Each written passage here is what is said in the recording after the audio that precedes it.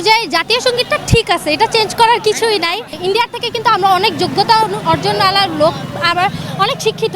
আমরা যদি এক একজন এক একটা দায়িত্ব নিয়ে নেই, আমরা স্টুডেন্টরা, তখন কোনো উপদেষ্টার দরকারও পড়বে না। আমরা স্টুডেন্টরাই কিন্তু সব বাংলাদেশ ধরতে পারবো না। আমি চাই যে একটা সুন্দর একটা সরকার আনুক, বাইরের থেকে কোনো একটা সরকার, এমন কোনো সরকার না এই আওয়ামী লীগ, এই বিএনপি, এই লীগ, এই কোনো কিছু না। জনগণেরও ঠিক হইতে হবে, জনগণেরও ঠিক থাকতে হবে যে না, চাঁদাবাজি করা যাবে না, চাঁদা দিব না আমরা। ইনশাল্লাহ যেই লাউ সেই কদু হবে না, কারণ লাউ ভাগানো হয়েছে অনেক আগেই, সো কদু হওয়ার কোনো সিস্টেম নাই এখানে। নতুন বাংলাদেশ কেমন লাগছে? খুবই ভালো, খুবই সুন্দর। দেখতে পারতেছেন আমরা আমাদের সহপাঠী বলেন, সিনিয়র ভাইয়া, জুনিয়র আর কি ফ্রেন্ড, সবাই একসাথে মিলে নতুন বাংলাদেশ উপভোগ করতে আসছি অ্যান্ড দেখতেছি আর কি। এই তো নতুন বাংলাদেশ আজকে 1 মাস হয়েছে স্বাধীন হওয়ার পর। এই 1 মাস আমরা উপভোগ করতে আসছি, 1 মাসে যে ফ্রেন্ডদের সাথে উপভোগ করতে আসছি। আমার ধারণা অনুযায়ী জাতীয় সঙ্গীতটা ঠিক আছে, এটা চেঞ্জ করার কিছুই নাই আমার মনে হয়। কারণ ছোটোবেলা থেকে আমরা এগুলো শিখে আসছি, দেখে আসতেছি, বলতে আসতেছি, গাইতে আসতেছি। আমার মনে হয় না এটা চেঞ্জ করার দরকার। আমার পক্ষে থেকে এটা মনে হয়। কার পক্ষে থেকে কি মনে হয় আমি জানি না, বাট এটা হচ্ছে আমার পার্সোনাল, যে আমার মনে হয় না এটা চেঞ্জ করার দরকার আসলে। ভারত আমাদের পার্শ্ববর্তী রাষ্ট্র, অনেকে একটা স্লোগান উঠছে ভারত বিরোধী। আপনি কি ভারতের পক্ষে না বিপক্ষে? আসলে আমি বিপক্ষেও না পক্ষেও না, আমি মাঝামাঝি। কারণ হচ্ছে বিপক্ষে না, কারণ হচ্ছে যে আমি চাই আমরা আমাদের দেশ এরকম না যে কাউকে ছোট করে কথা বলবে। আমরা কিন্তু দেখতে পারতেছি ওরা আমাদেরকে অনেক ছোট করতেছে, বাট আমরা ছোট করার মতো মানুষ না। আমাদের বাংলাদেশকে কেন সুন্দর দেশ, পরিপাটি দেশ, শিক্ষিত দেশ, এখন পর্যন্ত শিক্ষিত দেশ বলা হচ্ছে। ইন্ডিয়ার থেকে কিন্তু আমরা অনেক যোগ্যতা অর্জনওয়ালার লোক, আবার অনেক শিক্ষিত। কারণ হচ্ছে আপনারা দেখতে পারবেন ওরা কিন্তু খুব ইনসাল্ট করতেছে আমাদের দেশকে। আমরা কিন্তু কখনো খারাপভাবে কথা বলতেছি না, বা ওদের দেশকে নিয়ে কোনো কিছু বলতেছি না, কারণ আমাদের প্রয়োজন পড়ে না। আমাদের এইসব বিষয়ে, দেশের বিষয়ে, বিরোধীর বিষয়ে কথা বলার প্রয়োজন পড়ে না।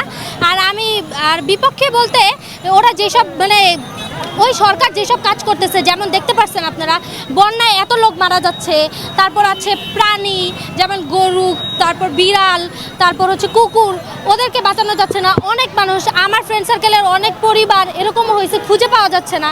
আমরা নিজেরা ত্রাণ জোগাড় করে দিয়েছি। এরকম যেমন এইসব জিনিসগুলো কিন্তু ঠিক হচ্ছে না, রাইট হচ্ছে না। যেহেতু ওরা আমাদেরকে বলে যে আমরা ওদের পার্শ্ববর্তী দেশ, আমরা ওদের ফ্রেন্ড, এক কথায় ফ্রেন্ড, বাট আমার ওদের কাজকর্ম দেখে মনে হচ্ছে না যে আমরা ওদের ফ্রেন্ড।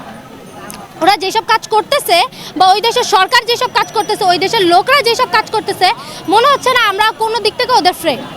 বাট এখন পর্যন্ত কিন্তু আমরা ওদের বিরুদ্ধে একটা বাজে কোনো স্টেপ নেই, বাজে কোনো কথা বলি নেই। আরও ওদেরকে আমরা বলতেছি যে না ঠিক আছে, বাট এগুলো করা উচিত না।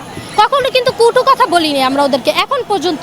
তারুণ্যের হাত ধরে দেশকে কোথায় নিয়ে যেতে চাচ্ছেন? বুঝি নাই। তারুণ্যের এই হাত ধরে দেশকে কোথায় দেখতে চাচ্ছেন?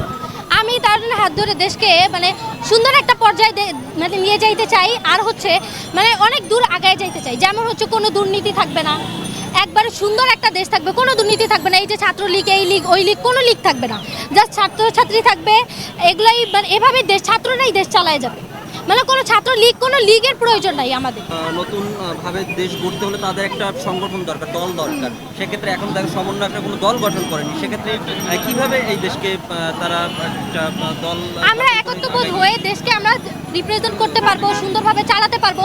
আমরা যদি এক একজন এক একটা দায়িত্ব নিয়ে নেই, আমরা স্টুডেন্টরা, তখন কোনো উপদেষ্টার দরকারও পড়বে না। আমরা স্টুডেন্টরাই কিন্তু সব বাংলাদেশ ধরতে পারবো। আপনি হয়তো বা দেখেছেন যেভাবে স্টুডেন্টরা এই যে স্বৈরাচারী সরকারকে সরিয়েছে সিট থেকে, কিন্তু এটা কিন্তু কোনো অন্য জনগণও কিন্তু করতে পারে না। স্টুডেন্টদের মাধ্যমে এটা জনগণ দাঁড়িয়েছে, পরে গিয়ে এটা হয়েছে। হ্যাঁ, এটা কিন্তু স্টুডেন্টদের মাধ্যমে কিন্তু এটা হয়েছে, এটা কিন্তু একা হয়নি। একটা গণতান্ত্রিক দেশে তো সরকার গঠন করতে হবে, এবং তখন তো আপনার নির্বাচন দিতে হবে। আপনি তো চাইলেই এভাবে লং টাইম একটা দেশ চালাতে পারবেন না। সেক্ষেত্রে কিভাবে আপনি দেশ চালাতে চাচ্ছেন? আমি এখন যিনি আমাদের সরকার, ওনাকে আমি খুবই রেসপেক্ট জানাই। উনি খুবই ভালো একটা মানুষ আসলে। কারণ হচ্ছে ভালো মানুষ না হইলে এভাবেই এত কিছু পসিবল না। খুবই ভালো একজন মানুষ উনি। আর হচ্ছে আমার কথা অনুযায়ী যে একটা মানে এই যে এই বিএনপি বা আওয়ামী লীগ, আমি কাউকে উল্লেখ করে কিছু বলতে চাই না, যেহেতু আমি একটা মেয়ে, আমার একটা বিষয় আছে, মানে উল্লেখ করে কিছু বলতে চাচ্ছি না। আমি চাই যে মানে একটা সুন্দর একটা সরকার আনুক, বাইরের থেকে কোনো একটা সরকার, এমন কোনো সরকার না এই আওয়ামী লীগ, এই বিএনপি, এই লীগ, এই মানে কোনো কিছু না। একটা সুন্দর লোক, একটা সুন্দর সরকার, একটা পার্সোনালিটি আলা ভালো লোক, জানি আমাদের দেশকে সামলাতে পারবে এরকম একটা যোগ্যতা, মানে যোগ্যতাপূর্ণ একটা লোক দরকার, আসলে একটা সরকার দরকার। আপু, একটা আমার জিনিস ক্ষেত্রে আমরা মনে হয়। লক্ষ্য করেছি বেশ কয়েকদিন, একটা মহল বিভিন্নভাবে বিভিন্ন জায়গায় চাঁদাবাজি বা এই ধরনের কার্যক্রম চালিয়ে যাচ্ছে, এই বিষয়টাকে আপনি কোনভাবে দেখেন? আমরা যখন স্টুডেন্টরা ট্রাফিকের কাজ করতেছিলাম তখন কিন্তু আপনি খেয়াল করছেন কিনা জানি না, তখন কিন্তু মানে একটা টাকা কেউ চাঁদাবাজি করতে পারতো না, কারণ আমরা ট্রাফিকের জায়গায় আমরা ছিলাম।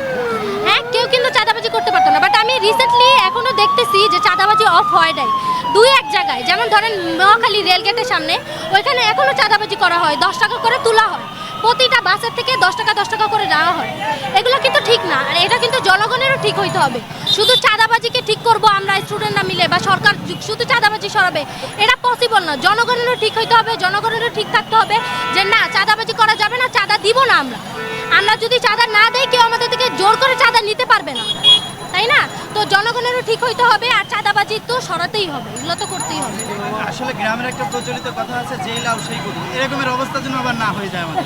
না এই হবে অবস্থাটাকে ইনশাল্লাহ, কিভাবে প্রতিহত করবেন? ইনশাল্লাহ যেই লাউ সেই কদু হবে না, কারণ লাউ ভাগানো হয়েছে অনেক আগেই। সো কদু হওয়ার কোনো সিস্টেম নাই এখানে। নতুন সরকার আমরা গড়ে তুলবো, সুন্দর সরকার গড়ে তুলবো, জানি আমাদের এই সবুজে ঘেরা বাংলাদেশটা খুব সুন্দরভাবে আমরা উপভোগ করতে পারি। আর যেহেতু আমি একটা মেয়ে, সেফটিভাবে সুন্দরভাবে রাস্তায় চলাফেরা করতে পারি, মানে মাদের সাথে, ভাইয়ের সাথে, তারপরে যেই হোক বন্ধু বান্ধবের সাথে সুন্দরভাবে দেশটা উপভোগ করতে পারি, জানি কোনো জায়গায় কোনো কটু কথা শোনা না লাগে। ওই আগের থেকে এখন আমরা বেটার আছি। আমার যতটুকু মনে হয় সামনে আরো বেটার ভাবে চলতে পারবো আমরা ইনশাল্লাহ। সবাই দোয়া করবেন জানি আমাদের দেশ অনেক আগায় যায়, আমরা আগায় নিতে পারি। আমিন। আমিন।